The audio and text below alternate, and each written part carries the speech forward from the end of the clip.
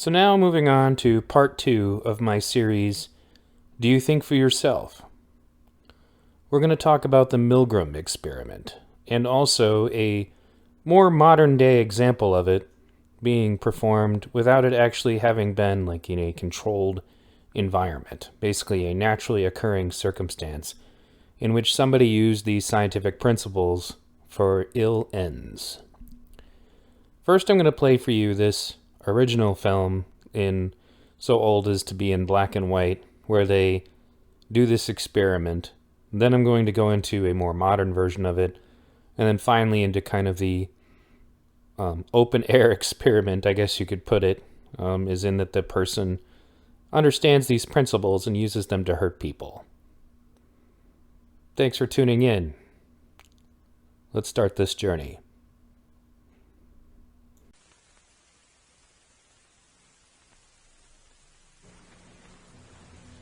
It is May 1962. An experiment is being conducted in the Elegant Interaction Laboratory at Yale University. The subjects are 40 males between the ages of 20 and 50 residing in the greater New Haven area. They were obtained by a newspaper advertisement and direct mail solicitation. The subjects range in occupation from corporation presidents to good humormen and plumbers, and in educational level from one who had not finished elementary school to subjects who have doctorate and other professional degrees.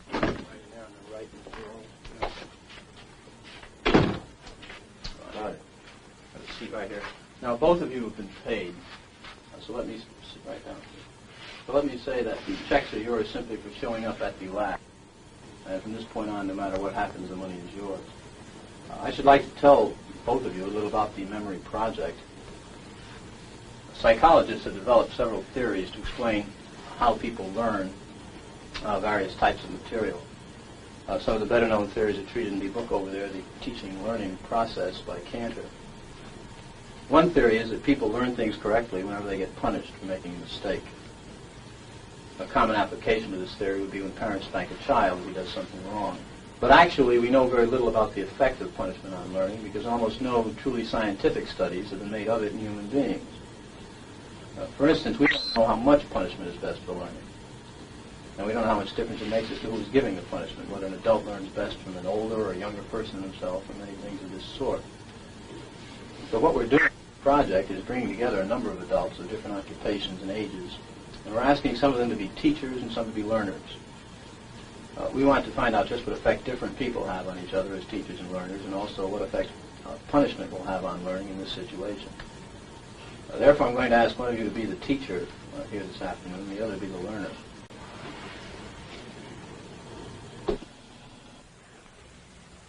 This machine generates electric shocks, and when you press one of the switches all the way down, the learner gets a shock. When you release it, the shock stops, you see, like that. The switch will remain in this middle position after you've released it to show you which switches you've used on the board. Of course, if you were to press any one of them again, the learner would get another shock. All subjects are given identical instructions and a sample shock. I'm going to ask you to close your eyes and estimate the number of volts you receive in the sample shock. Do not open your eyes until I tell you to do so, please. Would you close them now? Okay, you may open your eyes, and using the voltage scale here, would you estimate for me the number of volts you receive, please? You may also use the verbal designations, slight, moderate, strong, so forth, to help you. Say a number, please. Would you? About 75. 75? No, actually, it was 45 here. Although it may have seemed stronger because of the electrode paste, which provides a perfect contact. All right, let's go on to our instructions. We will begin with this test. You will read each pair of words in this list once to the learner until you've read through the entire list. Direct your voice toward that microphone as the rooms are partially soundproof.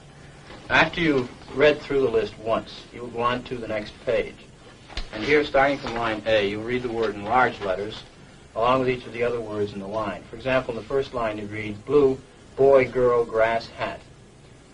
Now after you've read the four choices, the learner pushes one of the switches on the board in front of him. And the number he has selected will light up in this box, 1, 2, 3, or 4. Now if he gives the correct answer, you say correct and go on to the next line. The correct answer is underlined and is also indicated in the right margin. Yeah. If he were to indicate the wrong answer, you would say wrong. Then tell him the number of volts you're going to give him. Then give him the punishment. Then read the correct word pair once. And then go on to the next line. For example, if he indicated 3 for blue, you would say wrong. 15 volts. You press and release the switch. Read blue girl, and then go on to the next line. I see. Now, each time he gives a wrong answer, you move up one switch on the shock generator. I see. And it's important that you follow this procedure exactly. So to help you, let me go through it again very quickly. All right. I would suggest you read the list and the test at a brisk pace to keep it moving. The victim was an accomplice of the experimenter. The drawing was rigged so that the naive subject was always the teacher, and the accomplice always became the learner. Of 100 people placed in this situation, how many do you think would just go right on to the end? And Mr. Wallace were out there, and say Mr. Williams, for some reason or other, said, keep going. You're asking me how many? Out of 100, right. Well, personally, I think if you get 1 or 2, you'd be lucky. Well, I'm not sure lucky is the right word. 40 psychiatrists at a leading medical school were also asked to predict the performance of 100 hypothetical subjects. They predicted that only a little more than 1/10 of 1% of the subjects would administer the highest shock on the board. Yet actually, 50% of the subjects obeyed the experimenter's commands fully in the experiment depicted in this film. 165 volts. Time. That guy's hollering in there. Continue, please. Go on.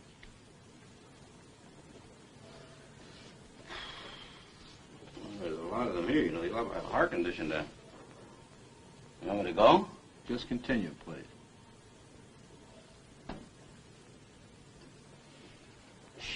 Sharp. Axe, needle, stick, blade. Answer, please. Wrong. I'm up to 180 volts. Please continue, teacher. Needle, you're going to get a shock. 180 volts.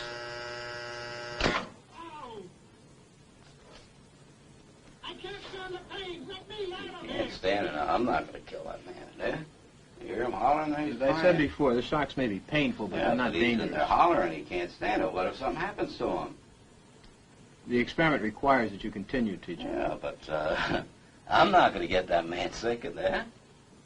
I mean, he's hollering in there. You know what I mean? Whether the learner likes it or not, we must go on until he's learned all the word I'd pairs. refuse to take the responsibility of him getting hurt in there. I'm not. He's in there hollering. It's absolutely essential that you continue, teacher. There's too many left here, and geez, he gets wrong here. There's too many of them left. Who's going to take the responsibility if anything happens to that gentleman? I'm responsible for anything that happens here. Continue, please. All right, next one, slow. Wrong. Answer is neck. 300 volts. Ow! I absolutely refuse to answer anymore. Get me out of here. You can't hold me here. Get me out. Get me out of here. Continue. The next word is green, please. Green, grass, hat, ink, apple.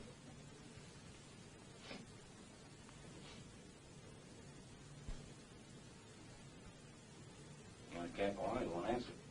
If the learner doesn't answer in a reasonable time, about 4 or 5 seconds, consider the answer wrong and follow the same procedure as you have been doing for wrong answers. Say wrong, tell him the number of volts, give him the punishment, read him the correct answer. Oh, man. Continue, please. Something's happened to that man in there. Nice one, gold, dollar, necklace, moon, paint. Something's happened to that man in there. You better check in on him, sir. He won't answer me or nothing. Please continue. Go on, please. You accept all the responsibility? The responsibility is mine, correct. Please go on. Grave, woman, soldier, dog, horse. Answer is woman, 450 volts. That's it. Now continue using the last switch on the board, please, the 450 switch for each wrong answer. Continue, please. I'm not getting no answer. Please continue. The next word is white. But you think you should look in on him, please? Not once we've started the But experiment. what if something's happened to the man had an attack or something there? The experiment requires that we continue. Go on, please. Don't the man's health mean anything? Whether the learner likes it or not, we But must... he might be dead in there. I mean, some people can't take the shock, sir. Please I mean, continue. I don't tend to be rude, but I mean, I think you should look in on him. Whether You the- know, all you got to do is look at the door. If I don't get no answer, no noise, something I think has happened to the gentleman in there, sir. We must continue. Go on, please. You're going to keep giving him, what, 450 volts every shot now? That's correct. Continue. The next word is white. White, 450 volts. Next one is short. Sentence, movie, spurt, time. All right, excuse me, teacher. We'll have to discontinue the experiment. I'd like to ask you a few questions, if I may. How do you feel, though? I feel all right, but I don't like what's happened to that fellow in there. He's been howling, and we had to keep giving him shocks. I didn't like that one bit. I mean, he wanted to get out, and he just kept going, kept throwing 450 volts. I didn't like that. He wouldn't even look at him, that gentleman. Well, who was actually pushing the switch? I was. But he kept insisting. I told him no, but he said, it's got to keep going. I told him it's time we stopped when we got up to 195, 210 volts. Well, why didn't you just stop? He wouldn't let me. I wanted to stop. Many people, not knowing much about the experiment, claim that subjects who go to the end of the board are sadistic. Nothing could be more foolish as an overall characterization of these persons. The context of their action must always be considered. The individual, upon entering the laboratory, becomes integrated into a situation that carries its own momentum. The results, as I observe them in the laboratory, are disturbing. They raise the possibility that human nature cannot be counted on to insulate men from brutality and inhumane treatment at the direction of malevolent authority. A substantial proportion of people do what they are told to do, irrespective of the content of the act and without limitations of conscience, so long as they perceive that the command comes from a legitimate authority.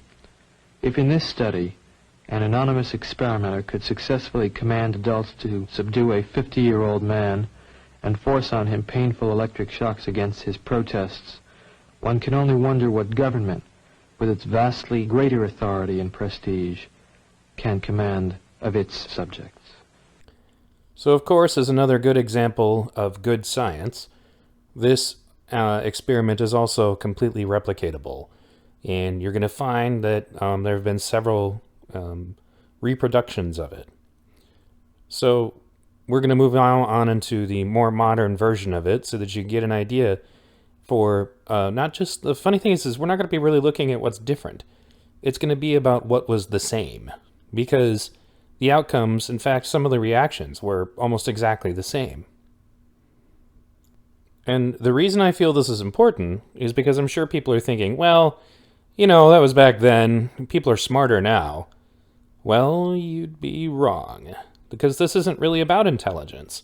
This is about exploiting things that turn your intelligence off. That's wrong, 150 volts.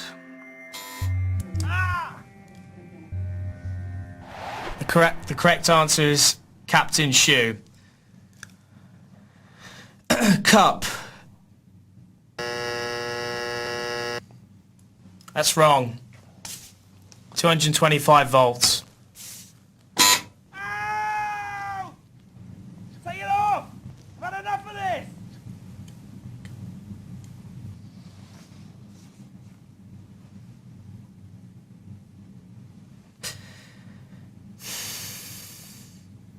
He's in a lot of pain, Continue, please.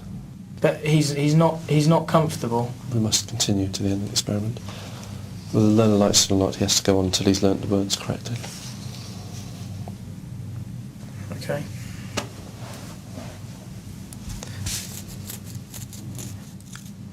Forest.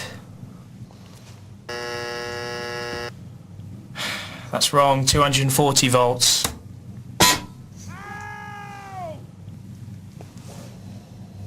Are you sure this is not causing any lasting damage? He sounds like he's in a lot of pain.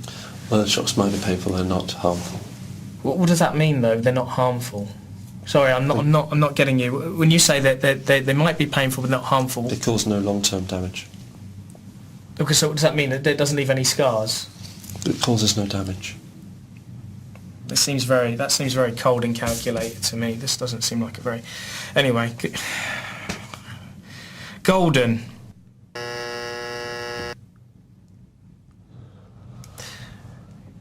That's wrong, mate. 300 volts. Ow! That's enough! I refuse to answer anymore. Just let me out! Staple. The options are diet, jar, balcony, and bowl.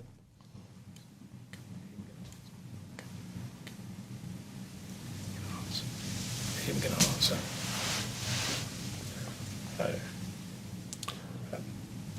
If the learner doesn't answer in a reasonable time, say 4 to 5 seconds, then you have to treat the answer as wrong and follow that procedure. Did you hear that, learner? Just any response, mate. Come on. Wild guess. Please continue. 345 volts if you're still with me. I'm sorry. I can't do this, honestly. Can we stop this experiment? Because I can't do this. If you don't continue, we'll have to discontinue the experiment. Yeah, okay, fine. That's fine. I'm not going to do this. Incorrect. 405 volts.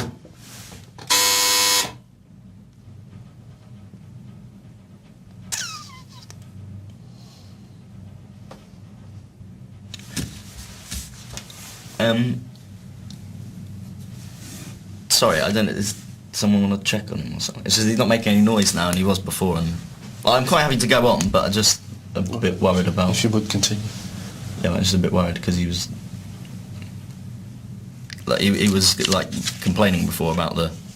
But no harm will come to him. But he's not making any noise now. It's essential that we continue with the experiment.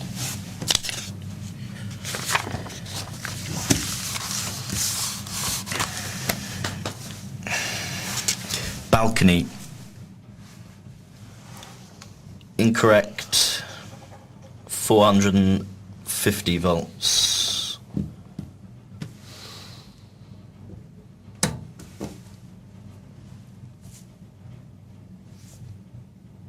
You promise he's not... It won't... Please continue with the procedure. You said it hurts, but it's... Because it's like... It says they're dangerous in a shot. You'll be alright, yeah? Please continue.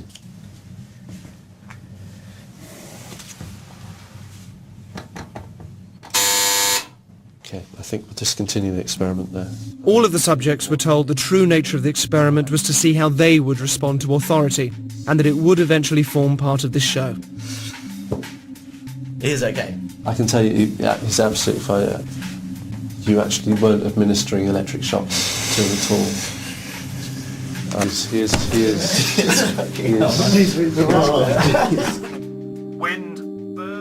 In the original Milgram experiment, psychologists were asked to predict how many people would continue to the point that they were administering the highest shock on the board. Their prediction was 0.1%. They were wrong. The results of our experiment were almost identical to the original. Over 50% of participants continued up to 450 volts. The majority of people will administer lethal electric shocks just because a guy in a white coat is telling them to. 450 volts. 450 volts. 450 volts. 450. So, some years ago, there was a film called Compliance. This film said that it was based on a true story, and that generally makes people kind of roll their eyes because in many cases, films like that are usually made to be far more fantastical than the true events. This film would be an exception. One of the things that I remember reading about this film was that towards the end of it, I believe there was a pair of feminists at one of the premieres, and they got up and looked at the filmmaker and said, "Bullshit," turned around on their heels, and left, because they couldn't believe that such a thing could even happen. And they accused the filmmaker of basically just trying to create a terrible story, to take advantage of rape culture, etc., all the normal crap. But the truth is that this did happen, and not only did it happen in the same circumstances that were provided in the film, It happened in 70 other places in 30 states.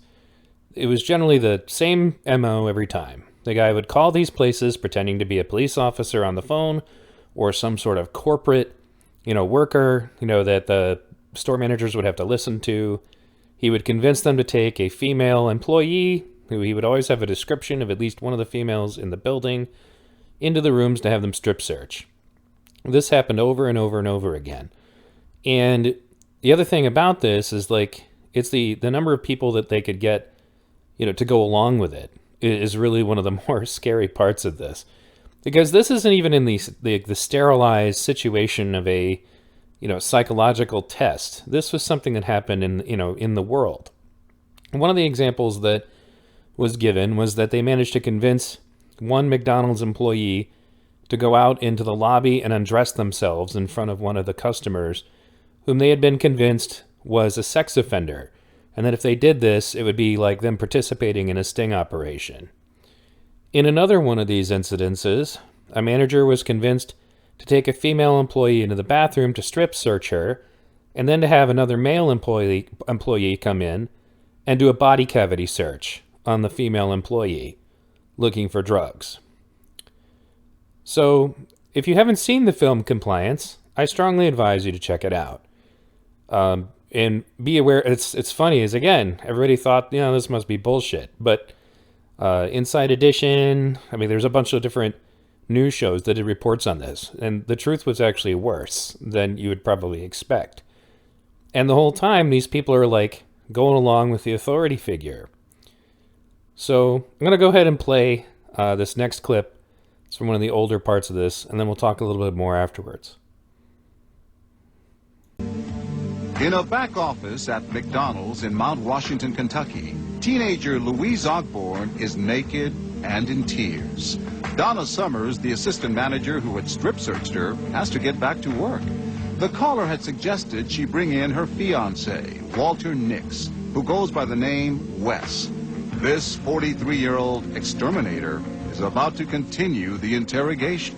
You left this middle-aged man with a naked, frightened... She was covered. With an apron. She was completely covered. But as the video shows, Louise is tugging at the apron, which barely covers her top, and the sides of her legs are exposed up to her buttocks. What were you thinking? I didn't think Wes would do anything. I trusted him. It's the height of the dinner rush. Donna Summers leaves the 90-pound teenager alone and vulnerable in the office with the 230-pound Nix. Why couldn't you run out? I was naked. I was scared. Any normal person in the situation, they wouldn't have ran out. You're convinced there's no way you could have done it? There's no way. Did you think about it? I wanted to so bad. I wanted to run. And you would have had to run through the restaurant. I couldn't have done that. I couldn't have ran out the back door. I couldn't have done anything. I couldn't bring myself to humiliate myself worse than I already was. Humiliation, as it turns out, would be the least of her worries. Now it's Walter Nix who's following the caller's commands, having Louise drop her apron, bend over, stand on a chair. Then, as ridiculous as it sounds, he tells Louise to jog and do jumping jacks, to shake loose anything, the caller says, that she might be hiding. Incredibly, Nix complies with the caller's outlandish demands, and it's only the beginning of 2 more hours of torment. Why did you follow their instructions? My parents taught me when an adult tells you to do something, that's what you do. You don't argue. Somebody smacks you on the hand, you listen. And everyone, it seems, is listening to that voice on the phone. He even talks to Louise. He told me if I loved this job and if I needed to keep my job, then I would cooperate. According to Louise, when she fails to address Walter Nix as Sir, the caller tells him to hit her violently on the buttocks, over and over. Here, it goes on for almost 10 minutes. He told me that I was asking too many questions, so he was told to hit me. And I said, please don't do this. This is so ridiculous. This is stupid. Please don't. But that would only make him hit you harder. Yes, and more times. By the end of the beating, painful red welts appear clearly on Louise's body. And during it all, Donna Summers keeps walking in and out of the office. Every time you hear her coming in, what happens? He throws the apron at me and tells, like, shh, don't tell Donna. When you walked into the office, what would you see between her and Walter?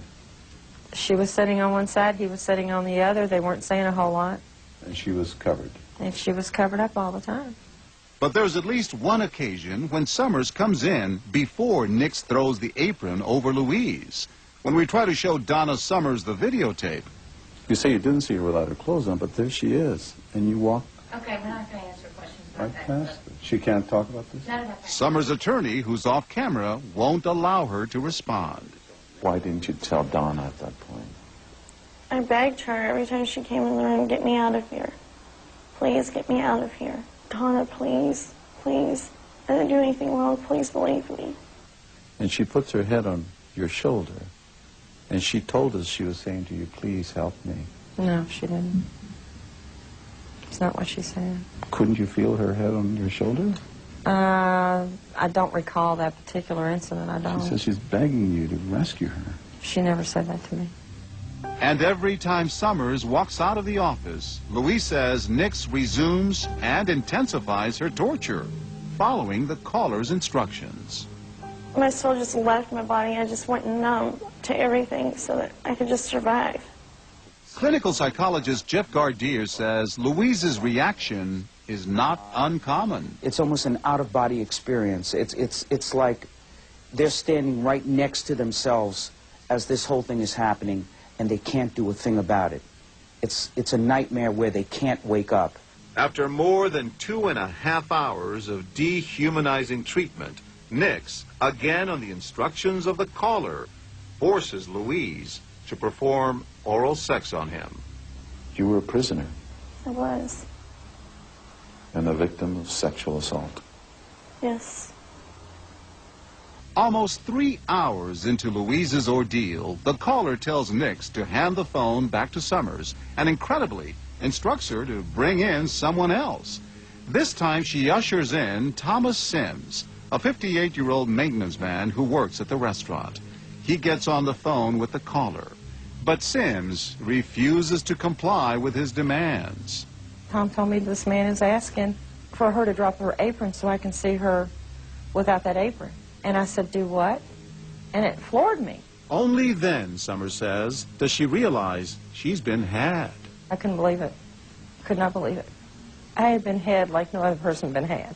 Soon, the office is crawling with McDonald's supervisors. On the video, you see the managers come in. They seem panicked. I guess they realized what was so unbelievably wrong. Only then does someone finally call the police. They arrive within 5 minutes. The Mount Washington police station, it turns out, is only a quarter-mile away from the restaurant. So again, consider that this guy was able to do this at 70 different places, and he was never convicted. He didn't always, succeed in getting everybody to do these extreme things, but it did happen. And it's interesting that, it was the janitor who was finally the one who was like, no, this is fucked up. I'm not doing this. And when you really think about it, again, everybody thinks, well, I would have done something different. But this plays on a part of your brain that not everybody's even aware of. And really the only way to protect yourself is to be aware of these factors. That's honestly why Jacques Fresco pointed out that the best protection against fascism, against corruption, against totalitarianism is to instill in your populace critical and analytical thinking skills. Two things that were identified supposedly as aspects of whiteness to be avoided.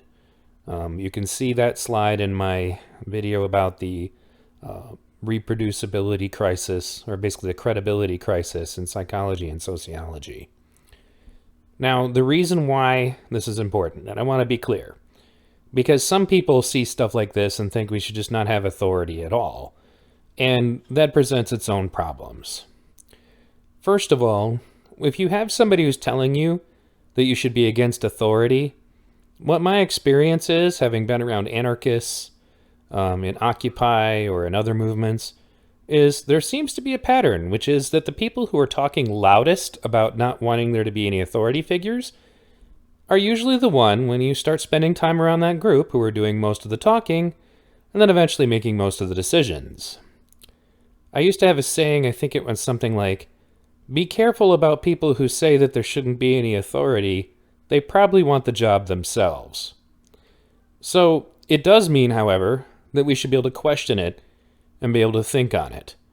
And when we send our kids to these colleges, where the professors are supposed to be the authority, and they're still in a vulnerable state where their brains are not even fully developed, the part of your brain that contemplates and comprehends long-term consequences is largely not even working in most people until their mid-20s. So that's why you think you know everything when you're 18, because you know just enough to get yourself in trouble. But besides the point, I don't want people to think that this means we don't get authority figures or we don't have authority figures. Because inevitably they're going to happen. One way or the other, there will be authority figures. And people who are saying that we can live without them are just kind of living in denial. We can do things to try to make it less necessary for authority figures to intervene, but that's going to take an awful lot of work on the part of individuals to make themselves capable of understanding things in the real and in clarity. I'm actually mostly a direct democracy advocate, and I've been very disappointed with the state of things lately because I wouldn't trust the current people we have running things, and by that I mean the people, not actually the government, to make clear decisions on anything in any kind of direct democratic way. Because they have all been divided into tribes and they don't think for themselves. But even to the point where you can tell them things that are right up in front of them and they will just deny them if they don't go along with their tribe. We've been over that multiple times during my videos, but as far as to how this experiment reflects on things, these are people who have basically given in because somebody's told them that there's an authority and therefore they should go along with it. One of the things I plan to do in some future shows is to talk about some bad arguments that I see all the time on the internet. Recently I was told that I should shut up about police shootings because of my police shooting video. And the person said, well, there are people who are trained to analyze this data, and you're wrong. She was, of course, talking about her sociology and psychology professors in college. You should just go along with whatever they say. The same thing has to do with scientific papers, which are normally the best way to go about understanding reality because they follow the scientific method. But now we're finding out sociology and psychology papers are not following the scientific method in many cases. They're usually ridden with confirmation bias and a bunch of other elements that you're supposed to, eliminate from science. So, anyway, the main point that I'm trying to get at with this series of videos is to be mindful of these effects so that you basically fall into them less and less. This is the only way to protect yourself from this stuff. And I want that information out there. So please share this series. Because these are things that I think maybe people realize in passing, but don't necessarily really think about how they apply to their lives. So, in the next episode, I'll have more examples of these kinds of effects that just turn off your brain so that people can be aware of them. Please like, subscribe, share. Again, monetization is not my goal, but I would like to have a larger audience so that I can hopefully help to affect change. I have gotten messages from a lot of people that said that they've learned things from these videos, and that's really all I care about at this point. I'm getting on in years in my life, and I'd like to share some of this information with people who need it, especially now, because people are doing less thinking, not more. They're doing a lot more feeling. There's definitely plenty of that, but the rational, critical thinking that I feel is the only way to protect ourselves from totalitarianism is basically withering on the vine. Thanks again for tuning in. See you next time.